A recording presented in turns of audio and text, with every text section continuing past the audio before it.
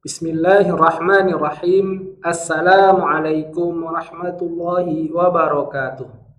Video kedua dari buku At-Taki, Akselerasi Tahsin Tilawah Al-Quran Intensif.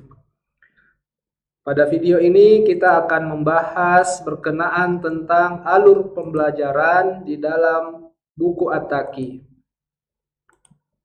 Alur pembelajaran di dalam buku At-Taki dibagi dalam 6 bab yang disebut dengan 6 konsistensi. Insya Allah ketika kita menyelesaikan dan memahami 6 konsistensi ini, kita akan bisa membaca Al-Quran dengan baik dan benar. 6 konsistensi itu adalah: yang pertama, konsisten rahang. Konsisten rahang ini adalah pondasi penting untuk kita bisa fasih membaca setiap huruf di dalam Al-Quran. Kenapa dimulai dengan konsisten rahang? Karena perbedaan paling besar antara huruf Al-Quran dengan huruf alfabet yang kita gunakan sehari-hari adalah berkenaan tentang konsep rahang. Di dalam huruf hijaiyah ada huruf yang keluar dari rahang tebal dan ada huruf yang keluar dari rahang tipis. Sedangkan kaedah rahang ini tidak ada di dalam huruf alfabet. Dari huruf A sampai Z, huruf kita itu tidak kenal dengan kaedah tebal dan tipis. Huruf S misalnya. S itu boleh dibaca tebal, juga boleh dibaca tipis. R boleh dibaca tebal, boleh juga dibaca tipis. Z boleh dibaca tebal, boleh juga dibaca tipis. Karena di dalam kaedah huruf kita tidak mengenal pembagian mana huruf tebal, mana huruf tipis. Sedangkan huruf hijaiyah ada pembagian. Ada huruf yang diucapkan tebal dan ada huruf yang diucapkan tipis. Tidak boleh tertukar karena ada pembagian. Contoh, huruf sin itu adalah tugasnya untuk membunyikan bunyi tipis. Huruf sod tugasnya untuk membunyikan tebal. Karena huruf sin dengan sod itu keluar dari makhraj yang sama, tempat keluarnya sama, yaitu ujung lidah sejajar gigi seri bawah. Maka tugasnya sin untuk bunyi tipis, tugasnya sod untuk bunyi tebal. Demikian juga zal. Zal itu tugasnya untuk bunyi tipis, zo tugasnya untuk bunyi tebal. Zal sama zo makhrajnya sama. Maka apabila zal kita baca tebal pasti jadi zo. Zo kita baca tipis pasti jadi zal. Karena dua huruf ini tempat keluarnya sama. Demikian juga huruf ta. Ta dengan to. Ta itu tugasnya untuk bunyi tipis, to itu tugasnya untuk bunyi tebal. Ta dengan to makhrajnya sama. Maka hati-hati jangan sampai huruf tipis kita baca tebal, huruf tebal kita baca tipis, maka akan tertukar hurufnya. Maka di dalam huruf A, B, C, D, E sampai Z tidak ada pembagian, semua hurufnya bebas. Boleh ditebalkan, boleh ditipisin, tidak tertukar menjadi huruf yang lain. Tapi kalau huruf hijaiyah tidak boleh karena ada pembagian. Yang ini tugasnya untuk tipis, yang ini tugasnya untuk tebal. Karena kalau sampai tertukar, misalnya sin kita baca tebal pasti jadi sod. Sod kita baca tipis pasti jadi sin. Karena ada pembagian tugasnya. Jadi ada yang tipis, ada yang tebal. Maka ini pemahaman yang penting untuk kita sadari di awal, sehingga kita terhindar dari membaca Al-Quran tapi menggunakan kaedahnya huruf alfabet. Karena kalau kita gunakan kaedah huruf alfabet untuk membaca Al-Quran, pasti kita akan menghilangkan perhatian terhadap kaedah tebal dan tipis. Karena huruf kita tidak ada mengenal kaedah mana yang tebal, mana yang tipis, bebas. Maka tidak boleh membaca Al-Quran dengan kaedah huruf alfabet. Kita harus memperhatikan Mana yang tebal kita baca tebal, mana yang tipis kita baca tipis. Nah, contohnya bagaimana perhatian terhadap rahang, misalnya di dalam surah Al-Fatihah. Nah, di dalam surah Al-Fatihah dari basmalah saja. Bismi sampai bismi tipis, bismillah, lam di sini karena sebelumnya kasroh, maka lam di dalam lafaz Allah dibaca tipis. Bismillahi sampai huruf i adalah huruf tipis. Lalu setelahnya adalah ro. Ro ini dibaca tebal. Maka bismillahir. Kenapa? Karena ro-nya, tasdidnya harus berbunyi tebal. Kalau dibaca bismillahirro, maka bunyi tasdidnya tipis, lalu harokatnya tebal. Maka kalau huruf tersebut bertasdid, bunyi tasdidnya harus ikut dengan bunyi harokatnya. Maka tasdidnya juga berbunyi tebal. Bismillahirro sampai pada bunyi ro adalah huruf tebal. Lalu setelahnya adalah huruf ha. Ha ini selamanya tipis. Tidak boleh dibaca ha di rahangnya ro. Walaupun lebih praktis memang. Maka cara bacanya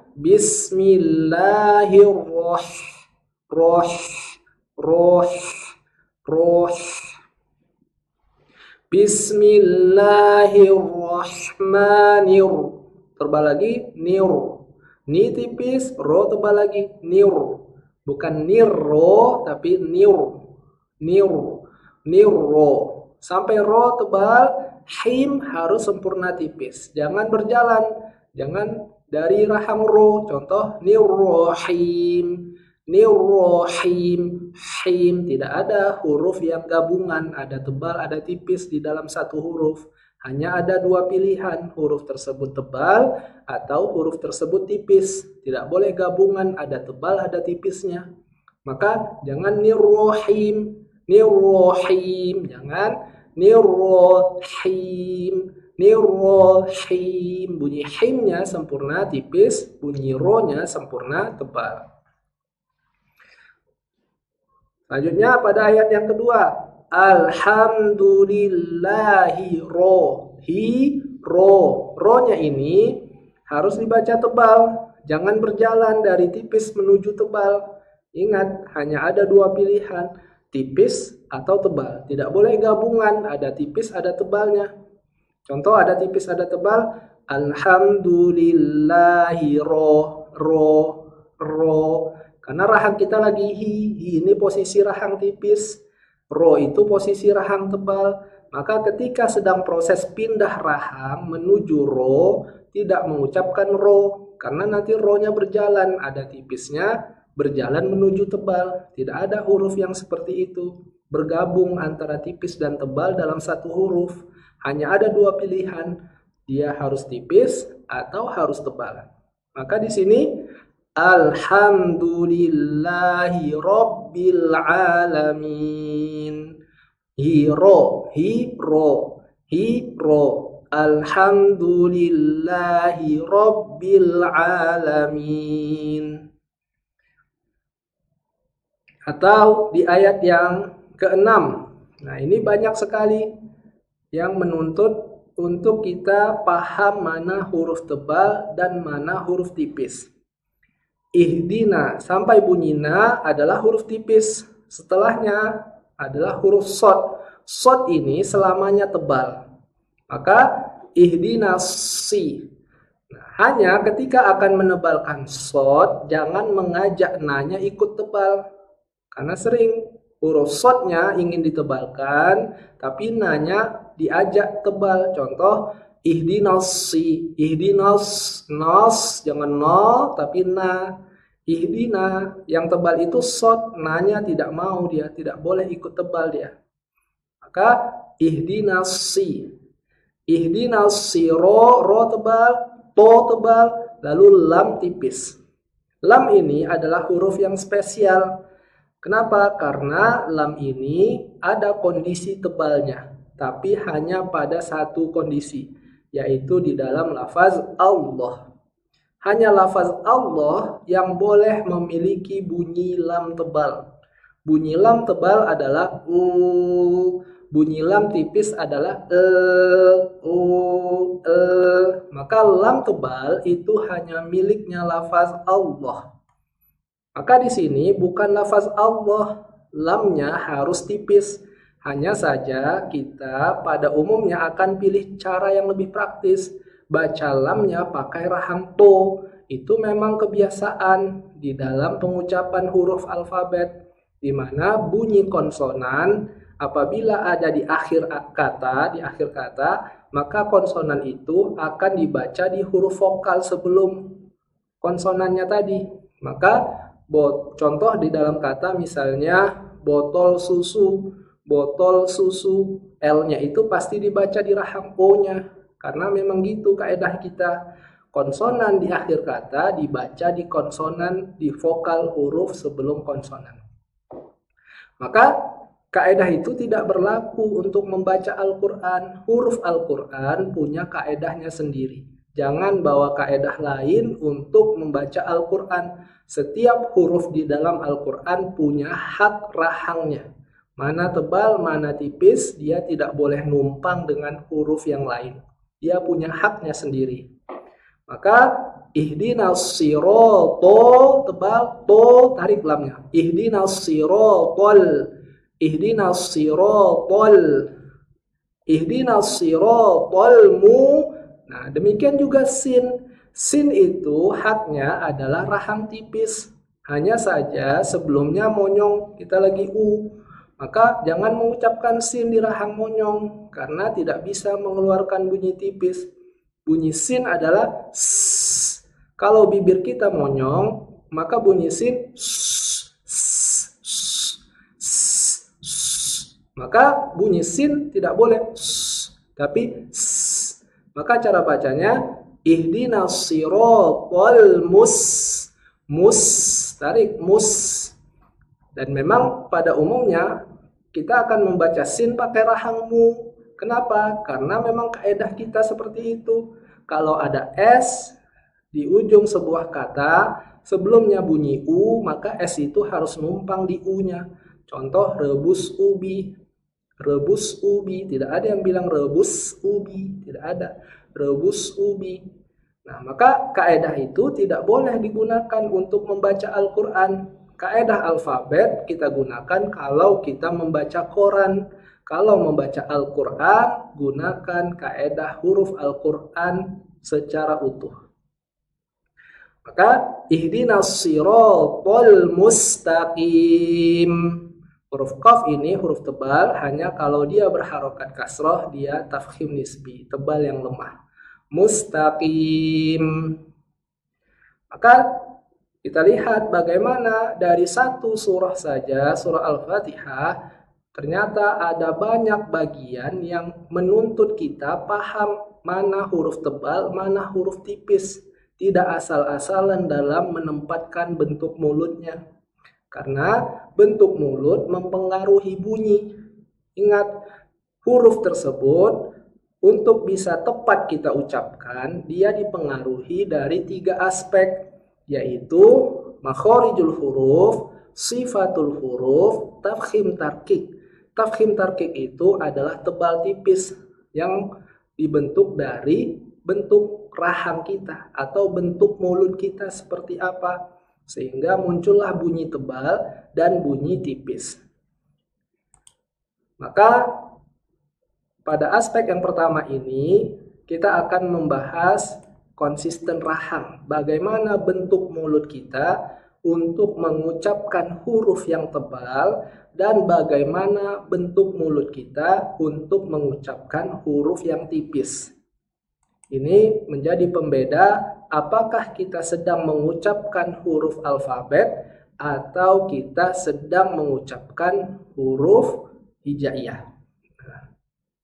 Karena kalau kita tidak memperhatikan tebal tipis, itu pasti huruf alfabet.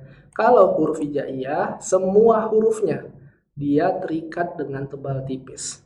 Tidak ada satupun huruf yang lepas dari kaedah tebal tipis. Selanjutnya, setelah kita menyelesaikan materi di bab yang pertama, yaitu konsisten rahang, kita akan membahas bab yang kedua berkenaan tentang konsisten harokat. Nah, ini juga menjadi pembeda apakah kita sedang membaca huruf Al-Quran atau sedang membaca huruf alfabet. Jadi dua ini, bab 1 dan bab 2, menjadi pembeda utama antara huruf Al-Quran dengan huruf alfabet.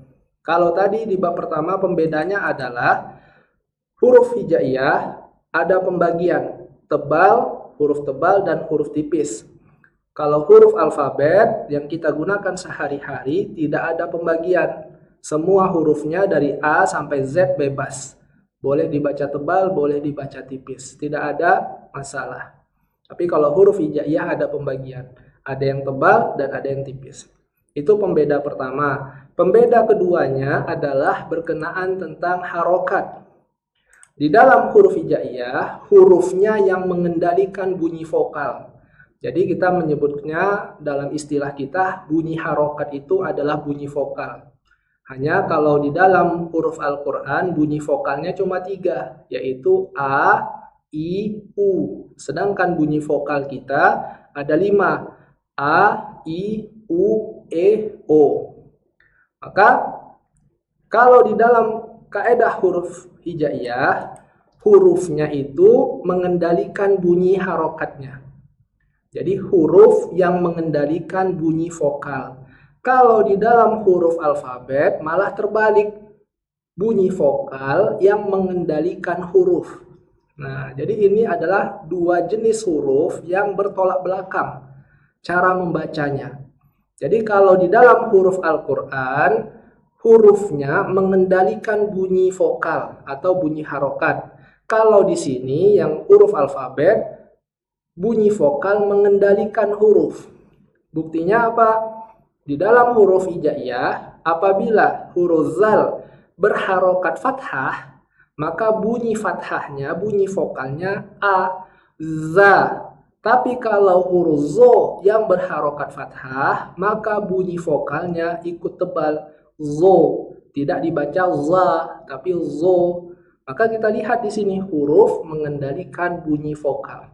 Demikian juga zal, kalau berharokat kasroh, maka dibaca zi, bunyi i yang tipis. Tapi kalau zo yang berharokat kasroh, maka bunyi vokalnya adalah bunyi i yang tebal, bukan i yang tipis. Maka i-nya itu ikut tebal, zi, zi, bunyi i tipis i, bunyi tebal i, i, i, zi. Maka kita lihat bagaimana huruf mengendalikan vokal. Demikian juga huruf kalau berharokat dhammah, vokalnya u. Kalau huruf zal yang berharokat dhammah, maka bunyi u-nya adalah dhammah yang tipis, zu, zu. Tapi zu, bunyi hurufnya tipis, bunyi vokalnya tipis, zu. Tapi kalau zo yang berharokat dhammah, maka bunyi vokalnya, bunyi u-nya adalah bunyi u yang tebal, dhammah yang tebal, zu, zu. Nah, maka kaidah huruf Al-Quran adalah bunyi hurufnya mengendalikan bunyi vokalnya, bunyi harokatnya. Hurufnya mengendalikan harokatnya. Tapi kalau huruf kita malah terbalik. Bunyi huruf dikendalikan vokal. Contoh, huruf S. S kalau setelahnya adalah A, maka dibaca sa. Bunyi S-nya adalah sa. Tapi kalau S ketemunya O, maka S-nya berubah, so. S-nya yang malah berubah menyesuaikan dengan vokalnya. Kalau S ketemunya U, su. Kalau tadi ketika A, sa. Tapi ketika U, su, berubah bunyi S-nya. Malah bunyi S-nya yang berubah menyesuaikan dengan vokal. Hurufnya berubah. Maka dalam kaidah huruf kita, konsonannya itu ikut ke vokal. Tapi kalau di dalam huruf hijaiyah, vokalnya itu ikut kepada huruf konsonan kalau dalam istilah kita, atau bunyi hurufnya, atau huruf hijaiyah tersebut. Maka ini pembeda kedua. Nanti kita akan belajar bagaimana mengucapkan harokat fathah, kasroh, dan dhammah dengan tepat. Tidak berlebih-lebihan, juga tidak kurang. Selanjutnya, kita akan membahas bab yang ketiga, yaitu konsisten huruf. Bagaimana kita mengucapkan setiap huruf di dalam Al-Quran.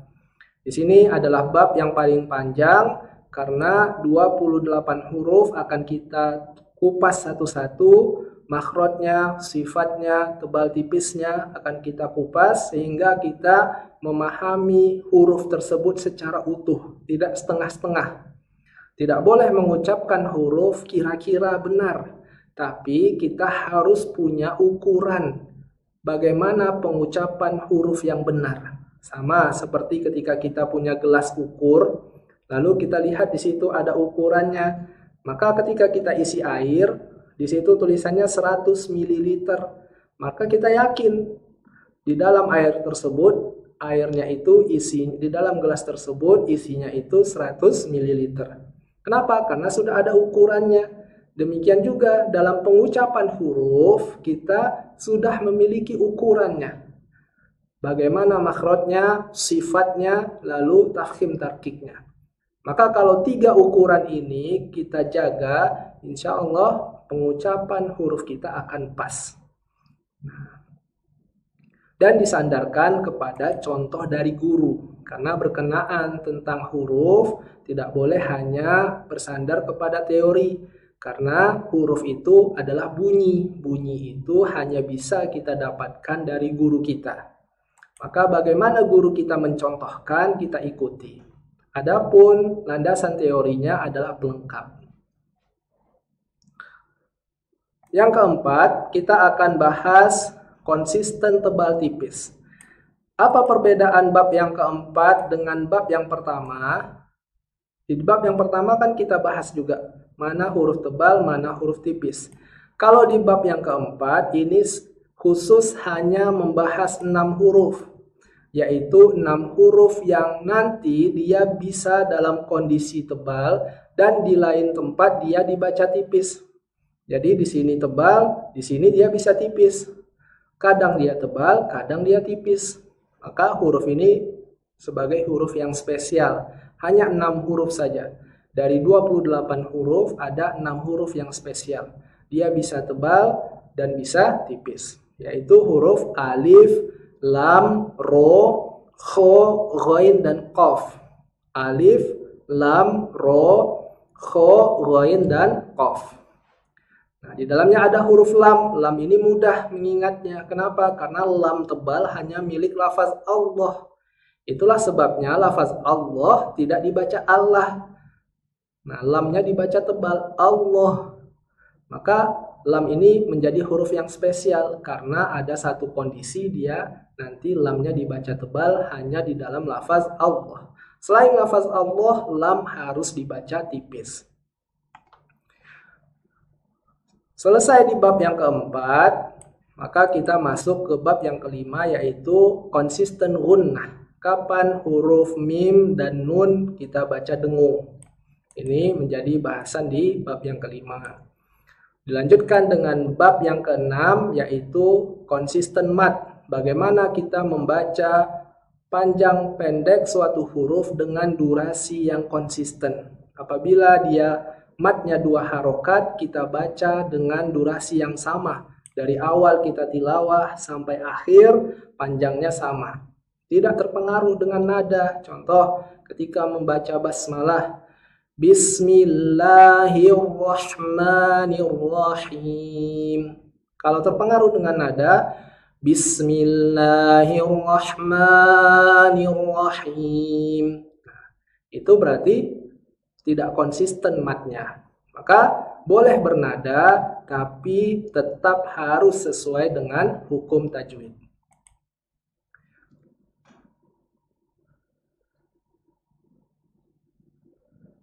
Nah, di sini ada ilustrasi huruf S misalnya. Huruf S itu kandungan bunyi S-nya ada pada 4 huruf. Di dalam huruf Sa ada bunyi S-nya. Di dalam huruf Sin juga ada bunyi S-nya. Di dalam huruf Shin ada S-nya. Shod juga punya kandungan bunyi S. Tapi dari keempat huruf ini tidak ada satupun yang sama persis dengan S, hanya mirip saja. Artinya tidak boleh membaca empat huruf ini seolah-olah adalah huruf S.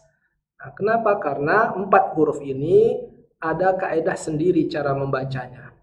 Nah, sedangkan huruf S kita adalah huruf yang fleksibel, dia boleh tebal, boleh tipis. Nah, tiga huruf pertama ini, huruf sa, sin, dan shin itu selamanya tipis. Sedangkan sod selamanya tebal. Kita lihat kalau S tidak ada, dia bebas, boleh tebal, boleh tipis.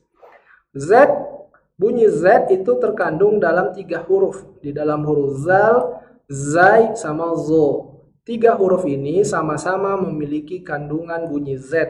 Tapi tidak ada satupun dari tiga huruf ini yang sama persis dengan Z. Huruf H di dalam huruf alfabet, kandungan bunyi H itu ada dalam H dan H.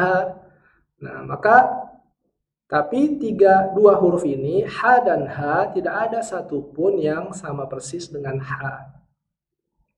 Nah, maka artinya kita harus melatih pengucapan huruf Al-Quran agar bisa kita ucapkan dengan pas. Kalau tidak, nanti akan sering kita bawa kaedah pengucapan huruf alfabet untuk membaca huruf Al-Quran. Tidak boleh, karena ada perbedaan yang sangat besar antara huruf alfabet dengan huruf Al-Quran. Baik, ini insya Allah untuk pembahasan pada video 2. Kita lanjutkan pada video berikutnya. Assalamualaikum warahmatullahi wabarakatuh.